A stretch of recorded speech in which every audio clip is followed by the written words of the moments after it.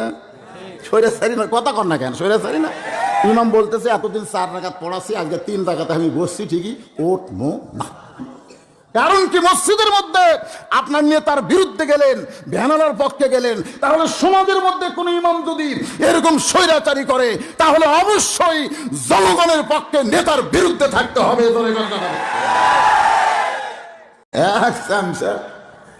আর কয় না যে তারেক দিয়া জেলখানায়, আমরাও যাবো জেলখানায়, এ কথা কেউ কয় না। সবই ঠিক। তাহলে আলগা শ্রোতাদের চরিত্র কি? এরা কিন্তু কোরআনের আকর্ষণে আসে না, এরা আসে বক্তার আকর্ষণে। বক্তার আকর্ষণে এসে আলোক হয়ে বসে। কি হয়ে বসে? আলোক হয়ে বসে। ওয়াজ যদি সাটে, সাটা বোঝেন? ওয়াজ যদি সাটে তাহলে ওরা ডাবে, আর ওয়াজ না সাটলে উঠে চলে যায়। এদেরকে বলা হয় আলগা শ্রোতা। ধরে কোন কি শ্রোতা? এই আলগা শ্রোতার আর একটা চরিত্র হলো, এরা মাগরিবের নামাজও পড়েনি, এশার নামাজও পড়েনি, ফজরের নামাজও পড়বে না, এরা খালি ওয়াজ শুনবে। এই সকল শ্রোতাদেরকে আমি নাম দিছি আলগা শ্রোতা। ধরে কোন কি শ্রোতা? আর একদল শ্রোতা আছে ডাবা শ্রোতা। এরা বক্তার আকর্ষণে আসে না, এরা আসে আল্লাহর কোরআনের আকর্ষণে। এদের অন্তরে বক্তার চাইতে কোরআনের মহব্বত কোটি কোটি গুণ বেশি। এই ডাবা শ্রোতার চরিত্র হলো, এরা মাগরিব এশার নামাজ পড়েছে, ওয়াজ শেষ করে আবার ফজরের নামাজও পড়বে ইনশাআল্লাহ। এরা হলো ডাবা শ্রোতা। আমি এখন আপনাদের কাছে জানতে চাই, আপনারা আলগা না ডাবা? সবাই কইছে? এতগুলো মানুষ, জোরে বলেন আলগা না ডাবা? কারা কারা আলগা শ্রোতা হাত তোলেন। মানে একজন তুলবার চাইটা আছে, তার মানে বোঝা গেল একজনও আলগা শ্রোতা নাই, সবাই হচ্ছেন ডাবা শ্রোতা। আমি বাংলাদেশে ওয়াজ করতে গিয়ে এই মুসলমানের মধ্যে আবার 2 দল দেখছি। যেরকম কয় দল? আমরা কি মুসলমান। যেরকম আমরা কি মুসলমান। আমাদের মধ্যে 2টা দল আছে, আওয়ামী লীগ, বিএনপি, জাতীয় পার্টি, জামাত, তাবলিগ, পীর মুরিদি, এগুলা দল না। মূলত 2টা দল। এক দল মুসলমান হলো তালের মুসলমান। যেরকম কি মুসলমান? যাই বলে আইরে সেই দিকে যাইরে, বোঝাশোনা নাই রে, কে ডাকতেছে ওদিকে খেয়াল নাই, খালি ডাকলেই দৌড়াই। এই মাঠে যদি গান বাজনা হয় ওরা সেখানেও আসে, আবার এই মাঠে যখন কোরআনের মাহফিল হয় ওরা ওখানেও বসে। এই তালের মুসলমানের কোনো ব্রেক নাই। যেরকম কি নেই? ব্রেক নেই। এরা হলো ব্রেক ছাড়া মুসলমান। আপনারা বলেন তো, আপনার বাড়ি হচ্ছে এই কালিকাপুর, আপনি যদি এখান থেকে নওগাঁয় মোটর সাইকেলে যাবার চান, সে মোটর সাইকেলের ব্রেক থাকা দরকার আছে না নাই? যদি গাড়ি চলে কিন্তু ব্রেক নাই, তাহলে আপনি কি নওগাঁও যাবেন না হাসপাতালে যাবেন? ব্রেক ছাড়া গাড়ি যেরকম গন্তব্য পৌঁছতে পারে না, ব্রেক ছাড়া মুসলমান, তালের মুসলমান, ঠিক সেই রকম জান্নাতে পৌঁছতে পারবে না। আচ্ছা ঠিক আছে।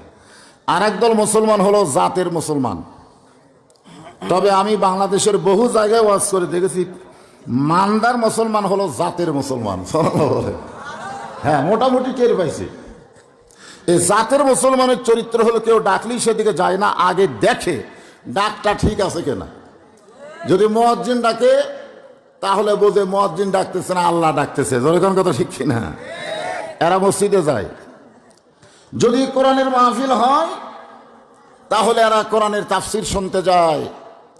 যখন দেখবেন হই হই কাণ্ড, রই রই ব্যাপার, এক ঝাঁক দানা কাটা পরি আসতেছে, তখন এই জাতের মুসলমান ব্রেক করে। যেরকম কি করে?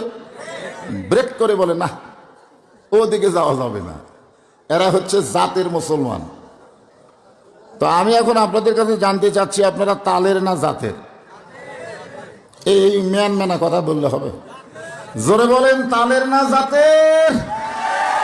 কারা কারা তালের মুসলমান হাত তোলেন? একজনও নাই। মাশাআল্লাহ। এই 2টা সামনে দৌড়াই কেন?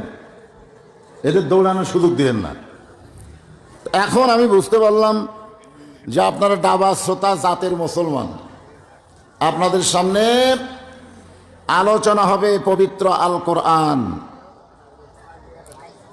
আমার সামনে যারা বসে আছেন, আমি আমার অন্তরের অন্তঃস্থল থেকে আপনাদের সবাইকে শুভেচ্ছা জ্ঞাপন করছি। সম্মানিত মা বোনেরা মনে হয় খুব বেশি হয়েছে, খালি হয়েছে মানে কাছি বলছে নাকি, কাছাকাছি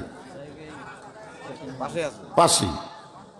একটা গাড়ির পিছনে লেখা থাকে 100 গজ দূরে থাকো, 50 গজ দূরে থাকো। একটা গাড়ির পিছনে আর একটা গাড়ি 50 গজ দূরে থাকা লাগবে কেন? হঠাৎ যদি সামনের গাড়ি ব্রেক করে, পিছনের গাড়ির ব্রেক যদি লুজও হয়, অন্তত 50 গজ রাজনীতি ব্রেক হবে। আপনারা বলেন তো, গাড়ি বেশি মারাত্মক না নারী বেশি মারাত্মক?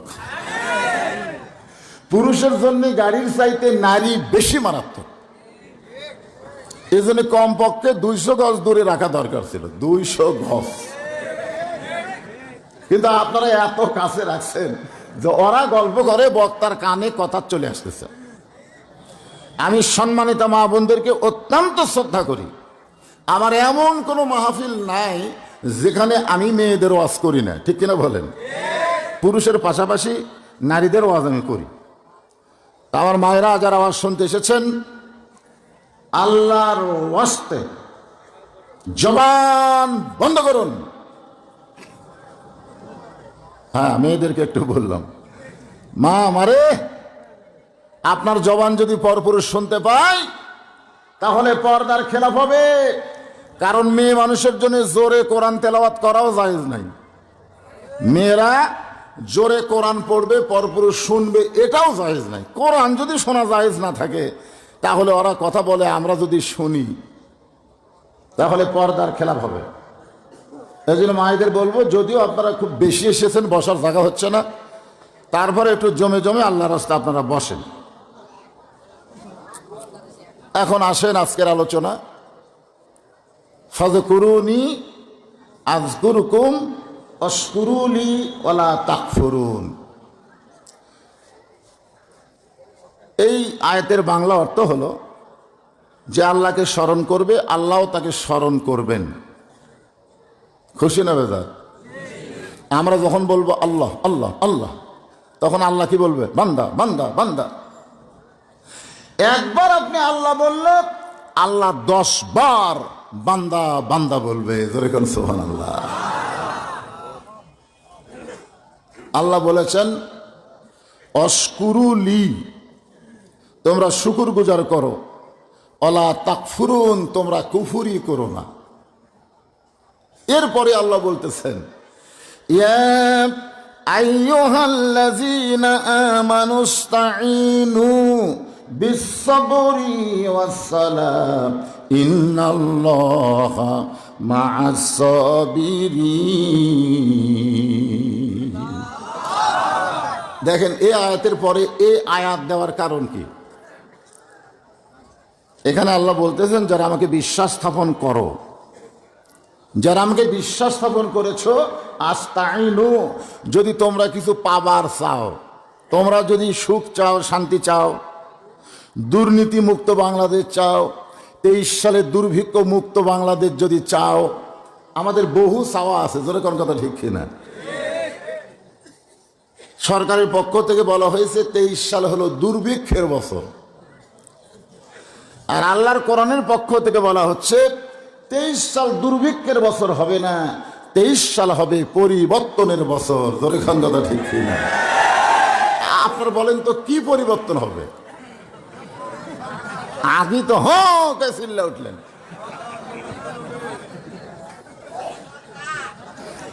হয়তো বলবেন, হুজুর আপনি কেমনে বুঝলেন পরিবর্তন হবে না দুর্ভিক্ষ হবে, আপনি কেমনে বুঝলেন?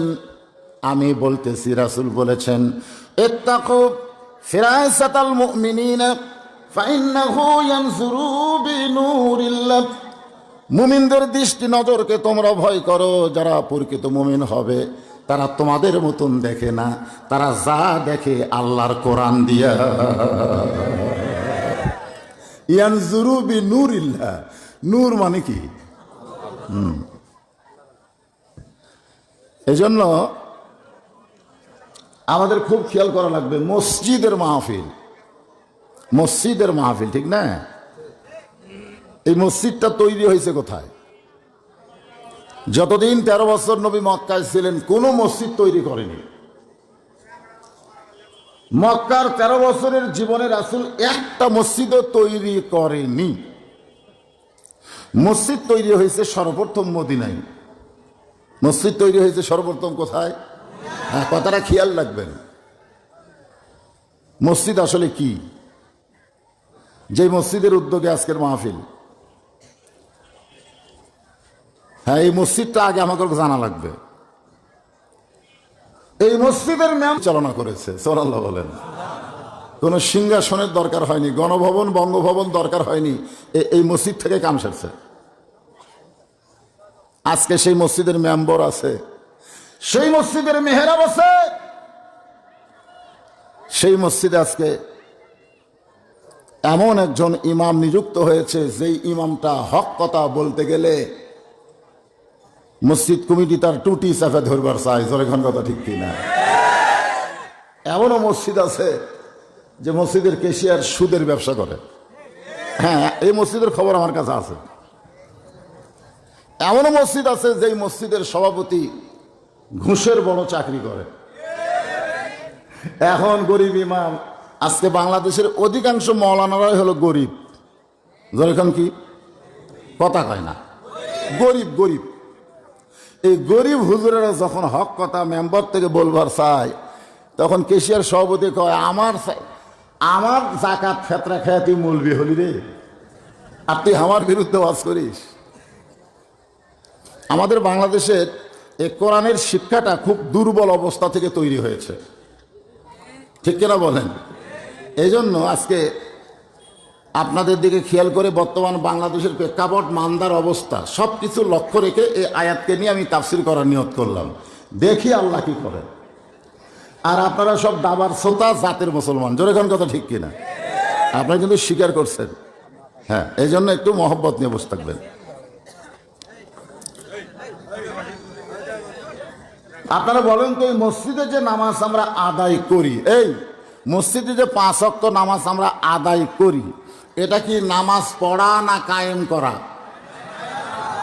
হ্যাঁ, আপনার গোটা কোরআন শরীফ পড়ে দেখেন তো, কোন জায়গায় নামাজ পড়ার কথা আছে?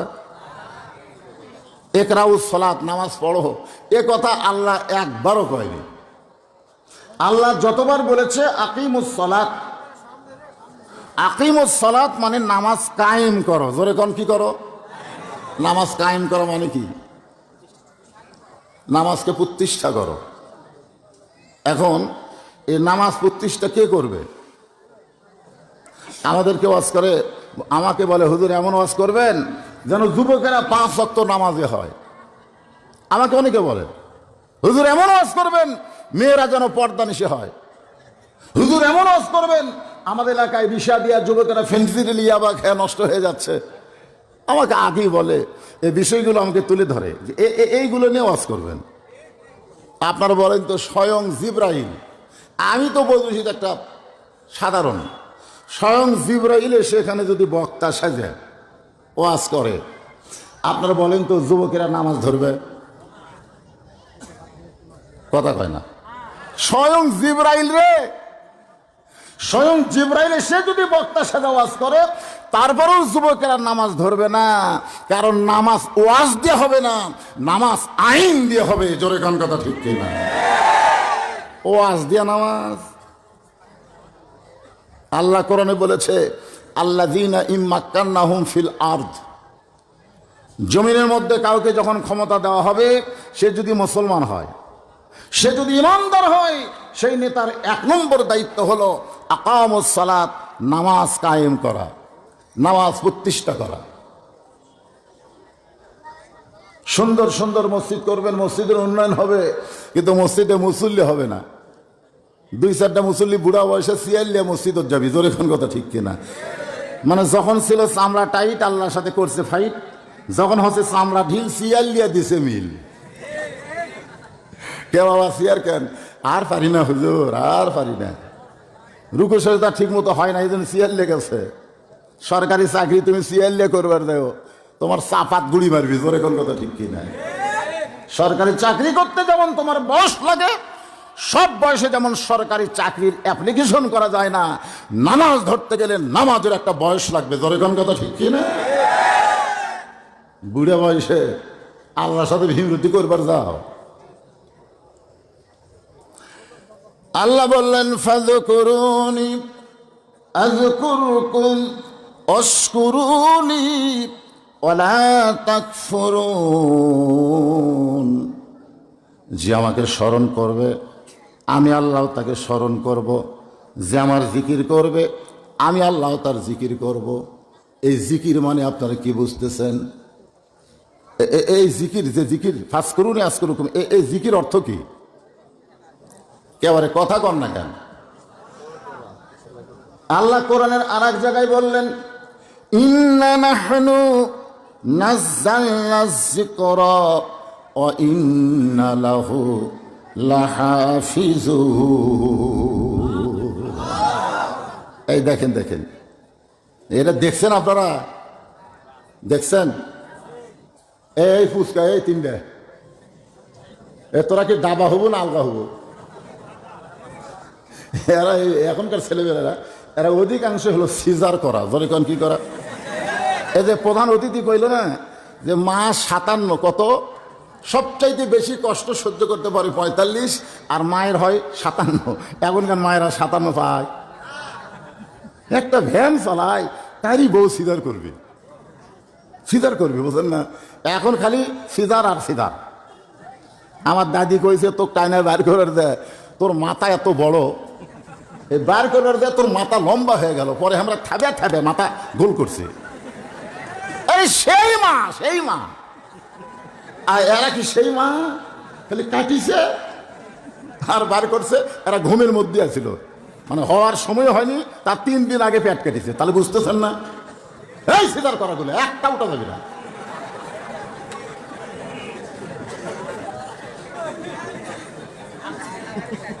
হ্যাঁ, কারণ কথা হবে, গুরুত্ব দিয়ে শুনতে হবে। রাজি আছেন না? হ্যাঁ, মনোযোগ দিয়ে শুনুন। আমি এখন আপনাদের বলতেছি যে কোরআন থেকে আপনারা তাফসীর শুনবেন। এই কোরআন কি আপনারা দেখেছেন? এই কোরআনের মধ্যে কোনো ধোঁকা সবাই করেন? এই কোরআনে কোনো গোজামিল, এই কোরআনে কোনো সন্দেহ। এখন 2 কান্দের ফেরেশতা আল্লাহ বলতেছে, আল্লাহ এই শয়তান জীবনে কোরআন হাত দিয়েই ধরেনি, তাহলে কেমনে কইল ধোঁকা নাই, সন্দেহ নাই, গোজামিল নাই? এই তো হাত দিয়ে ধরেইনি। আপনারা যারা এখন পর্যন্ত, এটা আপনার বিবেককে আমি প্রশ্ন করলাম, এখন পর্যন্ত যারা এই কোরআন হাত দিয়ে স্পর্শ করেননি, আপনি কেমনে কইলেন ধোঁকা নাই?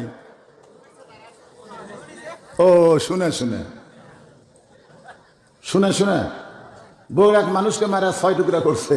একজন বলতেছে তুই কি দেখছিস? না রে ভাই, আমি মান্দা ফেরিঘাটে শুনলাম। শোনা কথা মানে শুনলে হবে না, বাস্তবে আল্লাহর কোরআন মুসলমানকে দেখা লাগবে। জোরে কোন কথা ঠিক কি রে?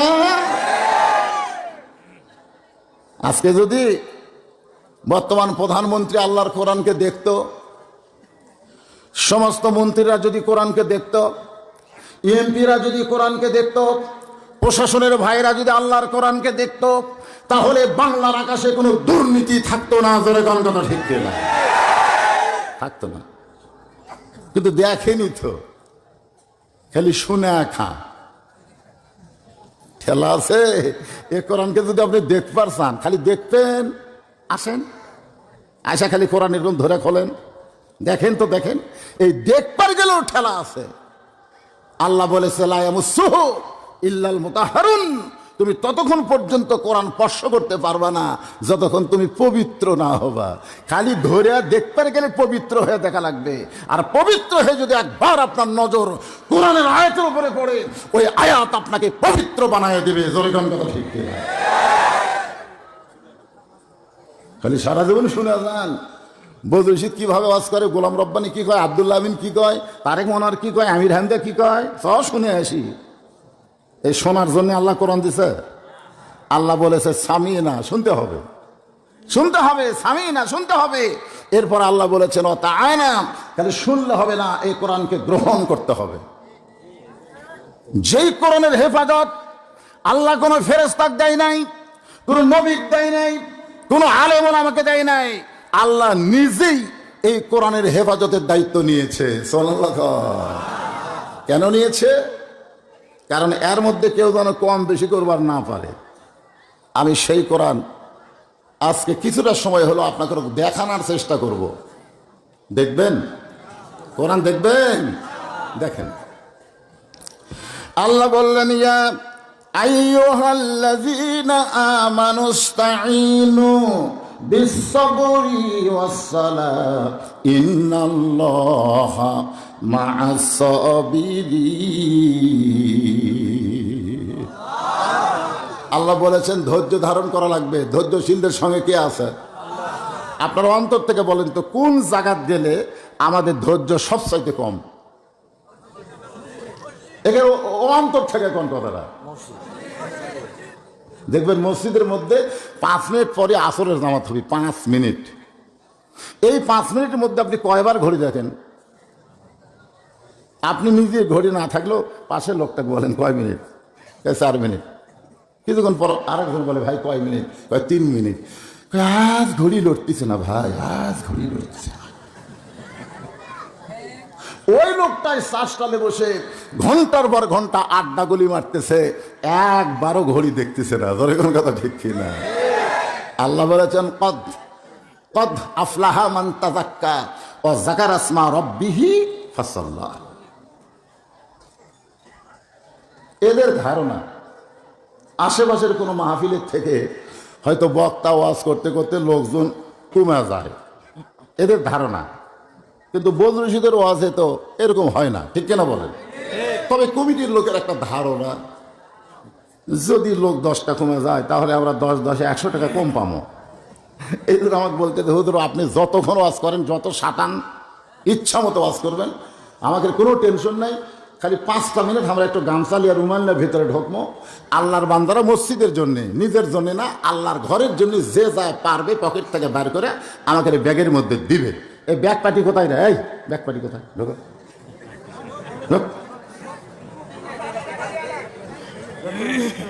দেন দেন, যার সাধ্যে যা। আমার অতীত, আমি রাস্তায় দাওয়াত ভিক্ষা করতাম, দাওয়াত নেওয়ার জন্য ঘুরতাম। আর আমার বর্তমান এত মানুষের চাপ, আমি 3 তলা শুয়ে থাকি, আমার 2টা লোক থাকে, হুজুর নাই।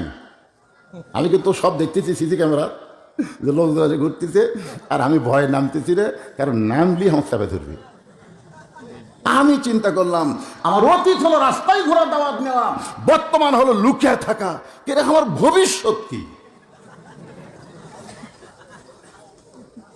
আমার ভবিষ্যৎ যখন মসজিদে নামাজ পড়তে যাই, তখন নামাজ পড়ার আগে আমি খাটনির দিকে 3 বার তাকাই। মসজিদে খাটনি থাকে না বারান্দা, আমি 3 বার তাকাই আর বলি বদরশি 3 তলায় লুকা থাকিস, যেদিন মারা যাবে এই খাটনিতে করে সাদা কাপড়ের কাপড়ে চকলেটের মতন মোড়ায়া অন্ধকার কবরে রেখে আসবে। আজকে যারা ক্ষমতার চেয়ার পায়া অতীত ভুলে গেছে, বর্তমান কি হনুরে, ভবিষ্যতের খবর নাই, এদের অবস্থা পরিবর্তন হবে। জোরে কোন ঠিক কিনা ভাই? ওমর ফারুক চোখের পানি নিয়ে বলে, ওসমান, একদিন আমি খালার বাড়িতে রাখালি করতাম, আমি ছাগল চড়াইতাম। সন্ধ্যার সময় ছাগলগুলো যখন ফেরত আনতাম, আমার খালা আমার কান ধরে বলতো, ওমর কয়টা ছাগল নিয়ে ময়দানে গেলি আর কয়টা ছাগল ফেরত আনলি? আমি ছাগল গুনে দিকে 2-4টা কম। আমি আবার দৌড় দিতাম, এক দৌড়ে ছাগলগুলো খুঁজে খুঁজে বের করে খালার কাছে যখন জমা দিতাম, খালা আমার মাথার চুল ধরে বলতো, ওমর যেই ভুল আজকে করেছো, এই ভুল যদি আগামীকাল করো, তোমার রাখালির চাকরি কিন্তু ক্যান্সেল করে দিব। আমি ওমর খালার পা ধরে বলতাম, খালা রাখালির চাকরি যদি ক্যান্সেল করে দেন তাহলে আমি থাকবো কোথায়, খাবো কি? একদিন যে ওমর খালার পা ধরে রাখালির চাকরি রক্ষা করার জন্য কেঁদেছে, আজকে সেই ওমরকে আল্লাহ অর্ধ পৃথিবীর খলিফা বানাইছে, এটা উমরের যোগ্যতাই নয় রে, এটা কেবল মাত্র আল্লাহর কোরআনের ওসিলা। এটা কিসের ওসিলা? আজকে সেই কোরআন, আজকে সেই কোরআন গরিবদের হাতে দিলেন, নেতারা কোরআন হাতে নিলেন না। নেতারা কোরআনের মাহফিলে বক্তব্য দিয়ে চলে যান, একটা নেতা ওয়াজ শুনবার চাই না। জোরে কোন কথা ঠিক কিনা? একটা নেতা দেখা তো দূরের কথা, এরা শুনবিও না। একে দুই চারটে তেল তেলা পাতি আছে, এরা আবার মাঝে মধ্যে মোবাইল করে, নেতা বক্তা কিন্তু লাইন ছেড়ে ওয়াজ করতেছে। বক্তা কি লাইন ছাড়ছে রে? বক্তা তো মোল্লার দল মসজিদ পর্যন্ত সে ওয়াজ করতেছে না, বক্তা মোল্লা হয়ে সংসদ যাওয়া ওয়াজ করতেছে। এখন দেখলো যে তালিকা করা ছাড়া বুদ্ধি নাই, 116 জনের তালিকা, আমার তো 18-র মধ্যে। আপনারা কোন হুজুর কেমন আছে? আমি 18 নম্বরে আছি।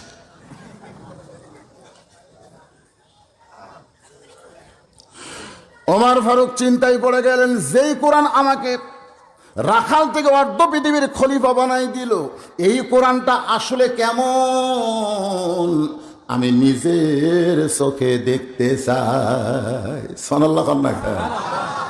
আপনারা দেখবেন না? এবারে বাংলাদেশের দুটা ছেলে, একটা হলো সালে আহমদ তাকরিম, ওই 117টা দেশক মনে হয় পরাজিত করে 3 নম্বর আসন পাচ্ছে। আর একটা হলো আবু তাহা, ও 137টা দেশকে পরাজিত করে ও আবার 3 নম্বরে আছে। বিমানবন্দরে যখন নামলো ভাই, একটা চকিদারও যায়নি, একটা চকিদারও যায়নি। চকিদার যাই হলো পূজা পহরা দিবে। তোর এখন কি পহরা দিবে? পূজা। আমার এলাকার সবগুলো চকিদার কাছে পূজা পহরা দিবে। তাই মানে কে ভাই, ওরা পূজা করে, তোরা পহরা দিস কেন? এক চকিদার আমার কাছে এসে বলতেছে, হুজুর আপনাদের জন্যে, আপনাদের জন্য পহরা দিই। তাহলে আমরা কি করি? বলে কেউ যদি পূজা এই মূর্তির হাত ভাঙে, দোষ কিন্তু সরকার আপনাকে দিবি, যে হুজুরের মধ্যে কেউ ভাঙিছে। এই জন্য আপনার যেন বিপদে না পড়েন, এই জন্য আমরা পহরা দিই। ওটা তো ভাঙ্গার জিনিস, ভাঙবি হুজুর। আমি বললাম ভাঙ্গার জিনিস ভাঙবি মানে? বলে 10মীর দিনে ওরাই ভাঙবি, ওরাই ভাঙবি। তা আমি কইলাম এইগুলো পহরা দিয়া তোমাদের অভিজ্ঞতা কি? তখন এক চকিদার বলতে, হুজুর আমাদের অভিজ্ঞতা হলো ওরা অনেকগুলো খাবার দেওয়া যায়, ওদের তারকে 10 হাত 2 হাত তীর ধরে আছে, ওরকে সামনে অনেকগুলো খাবার দেওয়া যায়, সে পায়েস সন্দেশ হয়, কিন্তু ওরা তো হাতও লড়াই না, খায়ও না, ওটা আমরা খাই। আর বউ ছেলের জন্য ব্যাগ ভরে বাড়ি দিয়ে আসি। আমি পেলাম তাহলে তো ভালোই অভিজ্ঞতা। এক চকিদার বলতেছে, হুজুর মারাত্মক অভিজ্ঞতা হলো, একদিন আমরা একটু অলস ঘুমের মধ্যে গেছি, যেই ঘুমের মধ্যে গেছি হঠাৎ চেতন পাই দেখি এক কুত্তে মারতেছে, এক কুত্তে এসে সব অনেক খাচ্ছে, 10 হাত লেদায় খারাপ হয়ে আছে, কিছুই করছে না। এতগুলো হাত থাকতে যাই, কুত্তে খেদাবার পারে না, তাকাবার ওরা।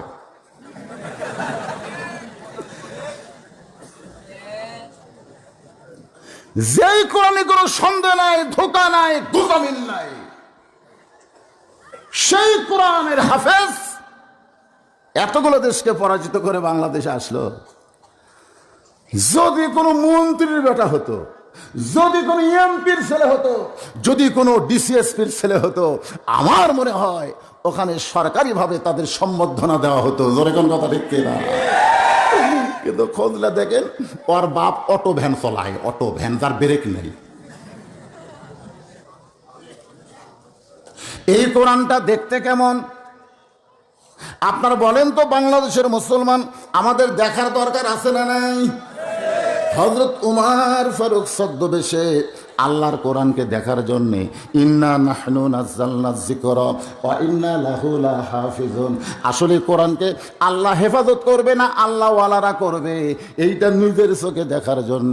কারণ নবী যখন মক্কা বিজয় করে কাবা ঘরের মধ্যে ঢুকলেন, মক্কা বিজয় করে আল্লাহর কাবা ঘরে ঢুকলেন, ঢোকার পরে দেখে 360টা মূর্তি। আল্লাহর ঘরের মধ্যে কয় মূর্তি? উমর ফারুক নবীর পিছনে পিছনে ঢুকে বলতেছে, সি সি, আল্লাহর ঘরে মূর্তি। তা আল্লাহ রাসূল কয়, উমর সিসি করো কেন?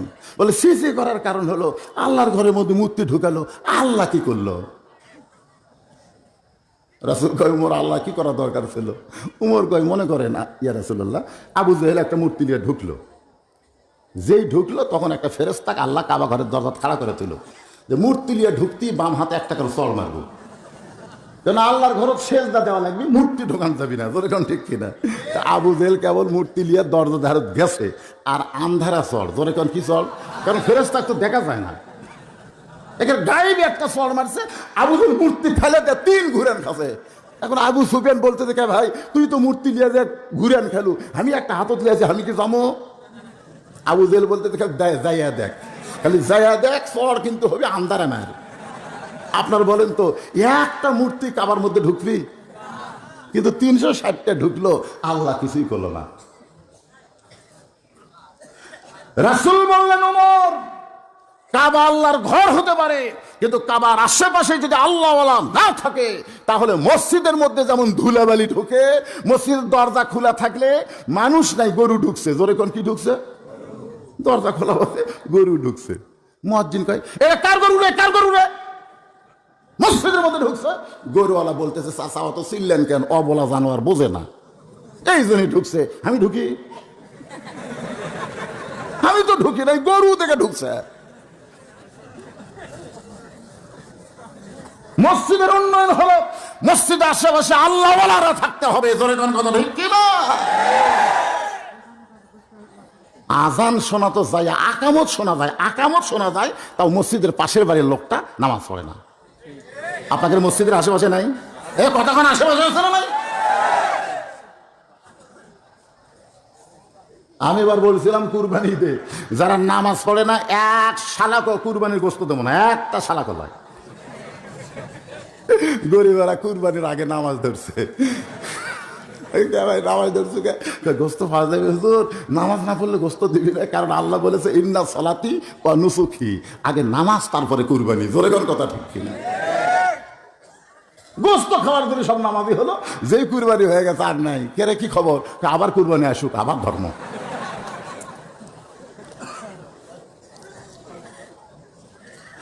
আল্লাহর কোরআন কি দেখার জন্য হযরত ওমর ছদ্মবেশে মদিনার অলি গলি ঘুরতেছে, শুধুমাত্র আল্লাহর কোরআনকে এক নজর দেখার জন্য। আসলে এই কোরআনটা কি?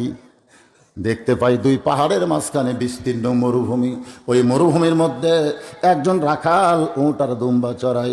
হযরত ওমর ছদ্মবেশে রাখালকে কোরআন দেখার জন্য সালাম দিয়ে বললেন, ও রাখাল ভাই, আল্লাহ আমাকে আমাকে সামান্য উটের দুধ দাও, যেই দুধটা পান করে আমি ক্ষুধা তৃষ্ণা নিবারণ করতে চাই। ও রাখাল ভাই, আমাকে উটের 1 পেয়ালা দুধ দাও, যেই দুধটা পান করে ক্ষুধা তৃষ্ণা নিবারণ করতে চাই। রাখাল মুচকি মুচকি হাসে। ওমর ফারুক বলে, রাখাল হাসতেছো কেন? বলে, হাসার কারণ হলো তুমি যে আমাকে সালাম দিলে, আমার কাছে উটের দুধ চাইলে, আমি তোমাকে উটের দুধ দিবার পারবো না, সালামও দিয়ে উত্তর দিব না। ওমর বলতেছে আমার দোষ কি? রাখাল বলতে, তোমার দোষ হলো তোমার পরিচয় দাও, আগে তোমার পরিচয় দাও, তুমি আসলে কে? ওমর চিন্তা পড়ে গেলেন, অর্ধ পৃথিবীর খলিফা হয়ে ছদ্মবেশ ধারণ করেছি, এখন যদি আমার পরিচয় দেই তাহলে তো গুমুর ফাঁস হয়ে যাবে, আল্লাহর কোরআনকে তো দেখা যাবে না। এই জন্য ওমর ফারুক চিন্তা যখন করতেছেন, এমন সময় আল্লাহর কোরআন বলে, ওমর, রাখাল যখন তোমার পরিচয় চাইছে, তুমি আসল পরিচয় দাও।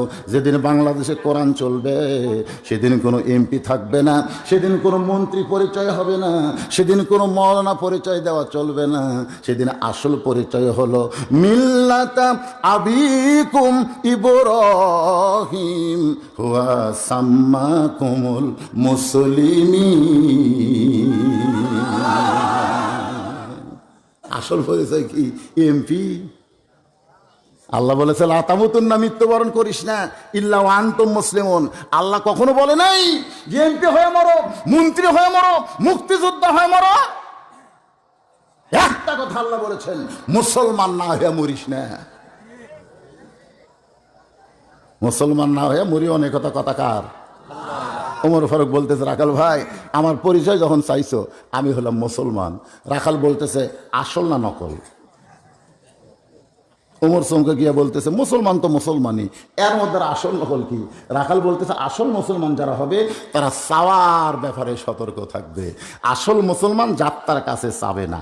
আসল মুসলমান কোনোদিনও বলবে না আমার দয়াল বাবার দরবারেতে কেউ ফিরে না খালি হাতে। আপনারা বলেন তো এটা আসল মুসলমান কবে? আসল মুসলমান কি বলবে? আমার দয়ার আল্লাহর দরবারেতে, সবাই বলেন আমার দয়ার আল্লাহর দরবারেতে কেউ ফিরে না খালি হাতে। আল্লাহ আল্লাহ আল্লাহ আল্লাহ। এরা আল্লাহ আল্লাহ কইতে শরম লাগতেছে নাকি রে? আর যারা ভেজাল মুসলমান তারা কি বলবে? আল্লাহর জায়গা তোরা বাবা কবে, জোরে কোন কি কবে? আসল মুসলমান যারা হবে দরকার হলে ফাঁসির মঞ্চে যাবে, কিন্তু রাষ্ট্রপতির কাছে বাঁচার দরখাস্ত লিখবে। উকিল বলবে যদি বাঁচবার চান তাহলে রাষ্ট্রপতির কাছে একটা দরখাস্ত লেখেন। রাষ্ট্রপতি যদি দয়া করে দরখাস্ত মঞ্জুর করে তাহলে আপনি বাঁচিয়া যাবেন। আসল মুসলমান মুচকি মুচকি হাসে। উকিল কয় হাসেন কেন? বলে হাসার কারণ হলো 3 জন রাষ্ট্রপতি ক্ষমতায় থাকা অবস্থায় মারা গেল। আসল মুসলমান বলতেছে 3টা রাষ্ট্রপতি ক্ষমতায় থাকা অবস্থায় মারা গেছে। একটা বঙ্গবন্ধু শেখ মুজিবুর রহমান, একটা জিয়াউর রহমান, একটা জিল্লুর রহমান। যারা ক্ষমতা থাকা অবস্থায় মরে তাদের কাছে বাঁচার দরখাস্ত লেখা জায়েজ নেই। দরকার হলে ফাঁসির মঞ্চে যাবে, কিন্তু রাষ্ট্রপতির কাছে তারা দরখাস্ত লিখবে না, কারণ তারা হলো আসল মুসলমান। আসল মুসলমান দরকার হলে আস্তাইনু বিসসবরি ওয়াসসালাম, যদি পাওয়ার চায় তাহলে নামাজের মাধ্যমে চাবে কার কাছে? আরো করে বলেন, যেই নামাজের সূরা ফাতিহার মধ্যে আল্লাহ বলে দিয়েছেন ইয়্যাকা না'বুদু ওয়া ইয়্যাকা নাস্তাঈন। রাখাল হযরত ওমরকে বলতেছে পথিক তুমি যদি আসল মুসলমান হও তুমি দুধ চাইছো কার কাছে? ওমর ফারুক চমকে উঠছে। চমকে ওঠার কারণ কি জানেন? চমকে ওঠার কারণ হলো আল্লাহর কোরআন যখন সমাজে চালু থাকবে তখন উমরও যদি ভুল করে একটা রাখাল পর্যন্ত সেই ভুলের লোকমা দিবার পারবে। সুবহানাল্লাহ না কেন? আজকে আমাদের বাংলাদেশে কোন জায়গায় আল্লাহর আইন চালু আছে? আছে আছে। আমি নিজের চোখে দেখছি। ডান পাশে আওয়ামী লীগ, এই খেয়াল করেন, ডান পাশে আওয়ামী লীগ, বাম পাশে বিএনপি, মাঝখানে জামাত ইসলাম। 3 জন মিলা নামাজ পড়বি। 3 জন মিলা কি পড়বি? নামাজ পড়বি। এখন আওয়ামী লীগের নেতা বলতে কে রে ভাই আমরা যে 3 জন নামাজ পড়বো ইমামতি করবি কে? তখন বিএনপি বলতে যে আমি আকামত দিবার পারি ভাই, ইমামতি আমি পারি না, তো আকামত পারি। আর আওয়ামী লীগ বলতেছে আমি তো সারা জীবন পুড়ে গেছি রে, কোনোদিন পড়াইনি। তখন জামাত ইসলাম বলতেছে আমি যুদ্ধ অপরাধী ভাই, এখন তোমরা যদি চাও তাহলে সামনে যাই। জামাত ইসলাম সামনে গেছে। আওয়ামী লীগ হলো স্বাধীনতার স্থপতি আর বিএনপি হলো স্বাধীনতার ঘোষক। আর যুদ্ধ অপরাধী সামনে গিয়ে যখন নিয়ত পড়তেছে তখন আওয়ামী লীগ বিএনপি বলতেছে ইকতিদাইতুল ইমাম, তুমি আমাকে নেতা, ফেরেশতাকে আল্লাহ। এরা বাইরে আওয়ামী লীগ বিএনপি জামাত, আর ভিতরে এক কাতার। ব্যাপার কি? আল্লাহ বলতেছে মসজিদ আমার, আমার ঘরের মধ্যে বাহিরের কোনো নীতি চলবে না, এক আল্লাহর আইন চলবে। ধরে কোন কথা ঠিক? মসজিদ যেরকম আমরা আল্লাহ দিছি ভাই, গোটা বাংলাদেশ যদি আল্লাহ সেইভাবে দিবার পারি, মসজিদ আল্লাহ, মান্দা আল্লাহ, মসজিদ আল্লাহ, নগাঁও আল্লাহ, মসজিদ আল্লাহ, বাংলাদেশ আল্লাহ, খালি এইভাবে আল্লাহ দিয়ে দেন তখন দেখবেন সব মুসলমান এক কাতার হবে। জোরে কোন কথা ঠিক কিনা? তাহলে বাংলাদেশে কোন জায়গায় আল্লাহর আইন চলতেছে? মসজিদে। জোরে কোন জায়গায়? কারণ মসজিদের নেতা, মসজিদের ইমাম যদি ডবল টাইটেল দাওরা পাস হয়, কোন একদিন আসরের নামাজ 4 রাকাত 3 রাকাতে বসে গেছে, সেই নেতা ডবল টাইটেল দাওরা পাস, আসরের নামাজ কয় রাকাত? ইমাম সাহেব 3 রাকাতে বসে গেছে। পিছন দিকতে 4 নম্বর কাতার থেকে এক ভ্যানালা আল্লাহু আকবার। ইমাম মনে মনে কয় বসছি ঠিক আর উঠবো না। মানে 5 বছরের ক্ষমতা পায় কেউ যদি কয় 10 বছর আমি ক্ষমতা ছাড়বো না, আপনারা এর নাম কি কবেন? স্বৈরাচারী কবেন না, ধরে কোন স্বৈরাচারী না?